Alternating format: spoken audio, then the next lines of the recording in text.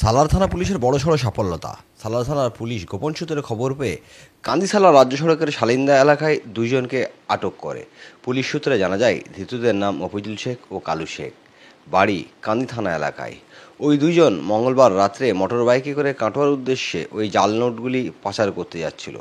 সেই সময় সালার থানার পুলিশ গোপন সূত্রে খবর পেয়ে কান্দিসালা রাজ্য সড়কের শালিন্দা এলাকায় দুইজনকে আটক করে তল্লাশি চালাতেই তাদের কাছ থেকে উদ্ধার হয় 13,500 টাকার জাল নোট। জাল নোটগুলি সবই 500 টাকার নোট বলে জানা গিয়েছে। জাল নোট উদ্ধার হতেই ওই দুইজনকে গ্রেপ্তার করে থানায় নিয়ে আসে সালার থানার পুলিশ।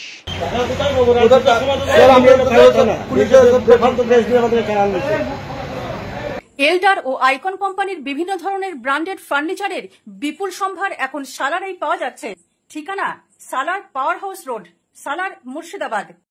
বুধবার দুপুরে ধৃত দুজনকে 7 দিনের পুলিশ হেফাজতের আবেদন জানিয়ে কান্দি মহকুমা আদালতে তোলা হলে বিচারক সমস্ত কাগজপত্র খতিয়ে দেখে 4 দিনের পুলিশ হেফাজতের নির্দেশ দেন। যদিও এদিন ধৃতদের দাবি পুলিশ তাদের মিথ্যা মামলায় ফাঁসাচ্ছে।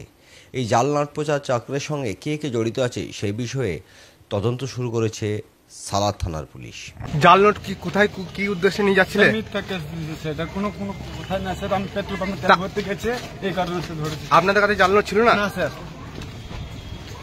মানুষের সুবিধার্থে এই প্রথমবার কান্দি মহকুমায় নতুন ভাবনায় নতুন মোড়কে আপনার সালার শহরে এসেছে আপনাকে সুস্বাস্থ্যের পরামর্শ দিতে Meditrust diagnostic and imaging centre.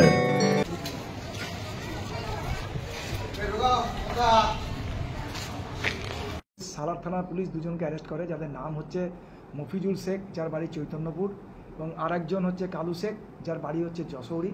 তারা দুজন মিলে একটা মোটর সাইকেলে কিছু ফেক কারেন্সির নোট প্রায় 27টা নিয়ে যাচ্ছিল।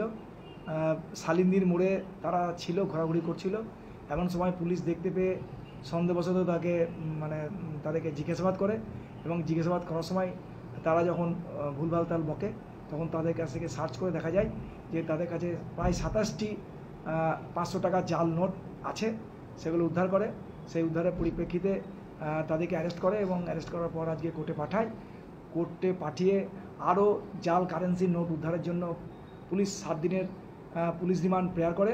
কোর্ট 4 দিনের পুলিশ রিমান্ড অ্যালাউ করে। এই সর্বপ্রথম সালারের বুকে সেলাই মেশিন, নতুন পুরাতন ক্রয় বিক্রয় করা হয়।